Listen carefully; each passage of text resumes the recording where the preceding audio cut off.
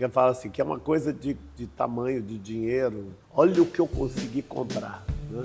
Você que está acostumado com esse tipo de coisa, eu acho que é um problema você não conseguir ver. Quando você achar que é pequeno, assim, você chega mais perto, fica maior.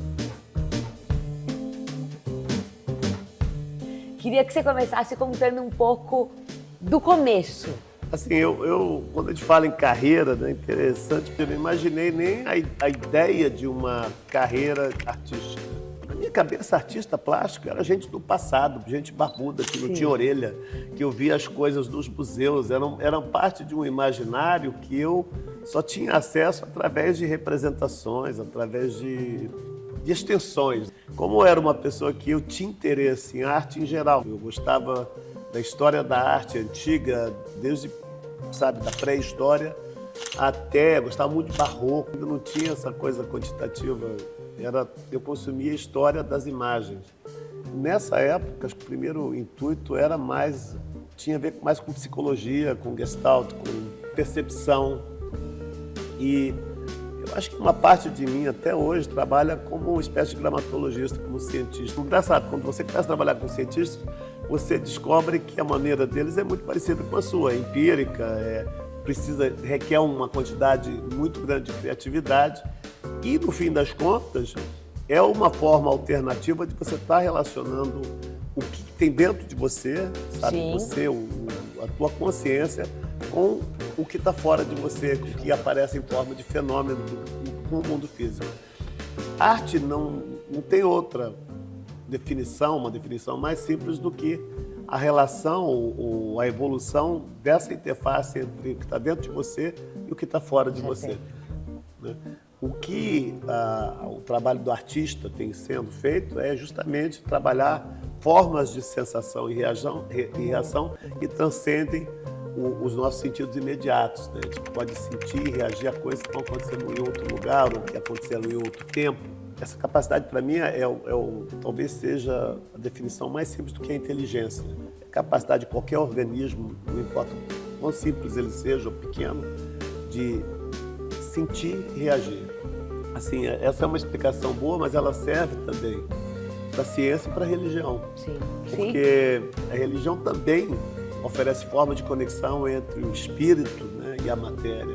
A ciência também, né? A ciência por formas mais quantitativas, a religião talvez por formas mais dogmáticas, e a arte, a ideia dela se removendo um pouco, sabe, do problema, ela consegue criar possibilidades, então ganha uma liberdade. Como que é essa questão desse impulso do seu corpo mesmo, de buscar um grão de areia e uma coisa enorme? Você vai mapeando um pouco aquele universo em sua volta. Então, assim, você primeiro descobre coisas que você consegue fazer com as mãos e você descobre as limitações das suas mãos e a limitação até da sua própria percepção, a sua dependência com o público. Como feedback também já começa a te informar do fato que o que você está pensando depende muito de como as pessoas pensam de volta. Eu acho que o artista é justamente uma figura mais porosa. Ela tem uma fragilidade até de... Legal é saber usar isso, né? No fim das contas, você começa a descobrir que você trabalha com o espectador também. Ele é uma situação, é como uma dança. E as suas mãos vão se transformando nas mãos dos outros, os seus olhos vão se transformando nos olhos do espectador e você se descobre cada vez mais um ser híbrido. E isso é interessante, mais do que qualquer outra coisa. Mas assim, eu acho que o masterpiece, a obra-prima, para mim é uma coisa que eu nunca imaginei, que eu não consigo, ela não é um direcionamento. Quando eu comecei, eu percebi que eu ia ter que trabalhar talvez como um cientista, eu ia ter que ir alterando, criando situações e nisso eu ia me familiarizando mais com a técnica, como trabalhar com aquele tipo específico de material. No começo não dá muito certo, no começo é meio esquisito, mas esse começo é muito legal, você está experimentando, você está excitado com a coisa, Sim. Né? E aí você vai ficando bom, você começa a desenhar com chocolate melhor, com moedas, com diamantes, E o momento que você vê que você sente essa curva, né? Você começa a, tecnicamente, criar imagens que ela tem a possibilidade de atrair a atenção do espectador e fazê-lo pensar sobre o que é uma imagem, Sim. como eu me relaciono com uma Com essa imagem. imagem. Para mim, o São trabalho várias. é essa parábola, essa Sim. curva, né? E as obras são esses fragmentos cinemáticos dessa progressão que sobe e depois desce. E você Picado, vai né? criando maneiras muito diferentes, está falando mais ou menos a mesma coisa. Acontece que essa mesma coisa, ela também vai ficando cada vez mais precisa e ela vai tomando um significado mais profundo. Senão você para de fazer. Quer dizer que eu já fiz coisas com lixo e diamante, já fiz coisas microscópicas que podiam estar flutuando por aqui assim, airborne, né? E já fiz coisas que eram tão grandes, numa época que não tinha drone, que eu tinha que fotografar com helicóptero. Essa Né? seria. Algumas das obras eram interessantes porque elas incluíam um bando de gente para te ajudar, outras eu tinha que fazer sozinho mesmo, no estúdio, sabe, de noite. O material do artista é experiência. Esse processo. Cada material ele vai te colocar dentro de um caminho distinto. Por exemplo, uma exposição que eu ainda não fiz direito, que foi a respeito do incêndio do Museu Nacional, né? Para mim foi uma coisa devastadora, porque era um lugar que eu visitava e eu conheci aquela coleção inteira. E quando o pessoal do resgate perguntou se a gente podia ajudar de alguma forma, eu falei, lógico. E aí foi que a gente começou a refazer as coisas que estavam que foram perdidas. Sabe, por exemplo, o crânio da Luzia, né? Aí, mas eles tinham 3Ds, eles tinham isso muito bem documentado, né? Eu aprendi isso um pouco com o Lixo Extraordinário, que as obras elas começam muito antes do momento onde você começa a fazê-las. Né? Quando você vai lá em Gramacho, conhece as pessoas e vai tecendo. Eu não tinha ideia do que eu queria fazer, que iam ser retratos, por exemplo. E aí você conversa e aquilo te inspira a conhecê-las melhor e chamá-las para o estúdio, fazer o trabalho junto com elas e depois aquilo ser desenvolvido dentro de um documentário que a gente tem essa ideia de tempo, né? Essa ideia de duração que está muito relacionada com a nossa vida. Vi que você tem um lugar muito importante na arte brasileira e internacional.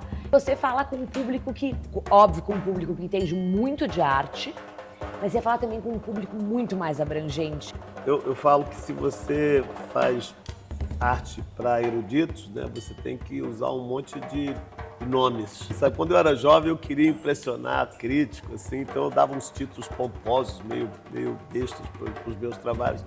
Você quer impressionar erudito, você impressiona com o nome, né? Se você quer impressionar o leigo, você impressiona com o verbo. Você fala como é que foi feito, o que eu fiz, o que eu fazer é mais importante do que da onde vem.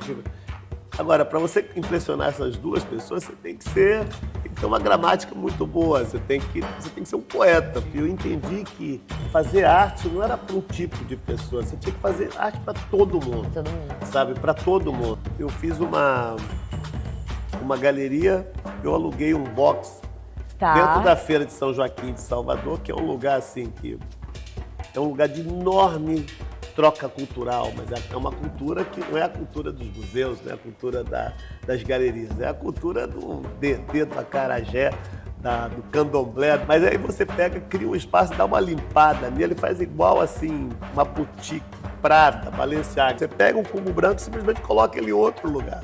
Você simplesmente desloca ele da área de conforto onde ele sempre se encontra. Geralmente é uma vizinhança rica, quando é, no caso, um museu ou é algum lugar com alguma relevância histórica. O cubo branco é bom, porque ele cria uma moldura, ele cria um espaço em volta daquilo que você está vendo e ele força a sua atenção na direção daquele tema em particular. Então, quando você usa isso e coloca, por exemplo, arte de qualidade de museu, Júlio Deparque, Ernesto Neto, o Jonathan de Andrade, né? A Mariana Ponceno, agora o Zerbini está lá. Pessoal, eu lembro que no começo, por que você está fazendo isso? Eu falei, cara, porque eu acho uma experiência fascinante. Você está trazendo arte para a Feira de São Joaquim? Eu falei, não, eu não tenho como, isso aqui já está cheio de arte. Eu não vou oversaturar um ambiente que já está saturado de cultura, né? Não, eu estou fazendo isso justamente para dar uma atrapalhada, dar uma mexida, essa profusão de feiras e bienales que nós tivemos aí, assim, nos últimos 20 anos, né? Esse mundo da arte que foi criado com uma densidade extrema de acontecimentos, de material para ser visto, né? Eu acho que isso, por um lado, é importante, ele cria mais trocas, ele cria mais possibilidades, Com certeza. mas, por outro lado, também você engessa um pouco o processo de você ver alguma coisa como se você estivesse vendo aquilo pela primeira vez. E isso é que me interessa mais. Vicky, muito obrigada por estar nos Obrigado recebendo a você. aqui. É um privilégio sempre conversar com você.